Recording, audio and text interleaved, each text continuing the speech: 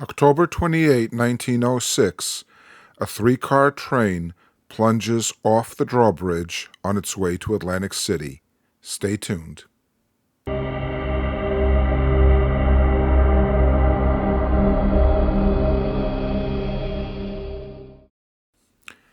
In spite of the early headlines in the press, the final death toll was 53, but more about that later. The accident occurred at the swing bridge that crossed the channel called the Thoroughfare, between the mainland and Atlantic City. The beach bridge, which was built in 1922 and continues to serve New Jersey Transit today, is at the same location. The train, using cars similar to these, was operated by the West Jersey and Seashore Railroad, a subsidiary of the Pennsylvania Railroad Company. The drawbridge had been opened to allow the yacht Sinbad to pass. The bridge tender was 65-year-old Daniel Stewart. A witness who was fishing at the time testified that there was an argument between Stewart and the men on the Sinbad. The men on the ship were yelling and cursing at the bridge tender because they felt he wasn't working fast enough to open the bridge for them. Did this make Dan Stewart nervous, possibly causing him to forget to lock the bridge when he closed it? Dan Stewart would insist that he did lock the bridge. Train 1065 left Camden, New Jersey at 1 p.m., scheduled to arrive in Atlantic City at 2:30 p.m. The motorman was Walter C. Scott. Ordinarily, this was his day off, but he had opted to change shifts with his friend John E. Holmes, who was the regularly scheduled motorman. The two other members of the crew were conductor James L. Curtis and brakeman R.B. Wood. The doors of the train could only be controlled by the crew. This will become very important, as we shall see. The train was running at about 60 miles per hour, but reduced its speed to 40 within 5 minutes of crossing the bridge. At 2:20 p.m., it began to cross. As it moved onto the bridge at a speed of 40 miles an hour, it derailed. After bumping along the ties for a few seconds, the first two cars plunged 15 feet into the water.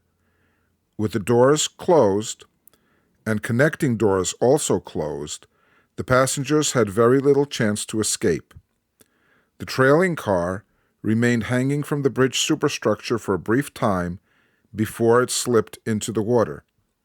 The brakeman, who was in the third car, rushed to open the rear door as soon as the train left the rails and held it open to allow many passengers to escape, with only one or two escaping from the first two cars.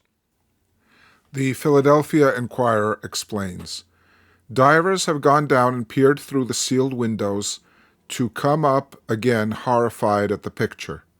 Women, babies, richly dressed, poorly clad, young and old, are piled in the tangled embrace of death. To most of those who took the dip, it must have been the agony of slow, torturing end. The electric trains are not only vestibuled, but sealed by doors at each end. The windows are thick, immovable glass. The cars are simply so many pens from which there is no hope of escape. Those who were conscious after the first shock must have remained alive while the waters rushed in and blotted out hope. Wrecking crews are working valiantly. Great derricks are being swung from the bridge. Divers are going down and coming up. A small army is working amid the swinging lanterns and dotted lights on the bridge. It will be morning, and perhaps even later before the whole sum of the tragedy is computed." The current was also very strong, adding to the difficulty of any rescue attempts. In the end, 53 people lost their lives, including motorman Walter C. Scott. The brakeman, who managed to save most of the passengers in the third car, as well as the conductor, survived. The Pennsylvania Railroad Company issued a statement.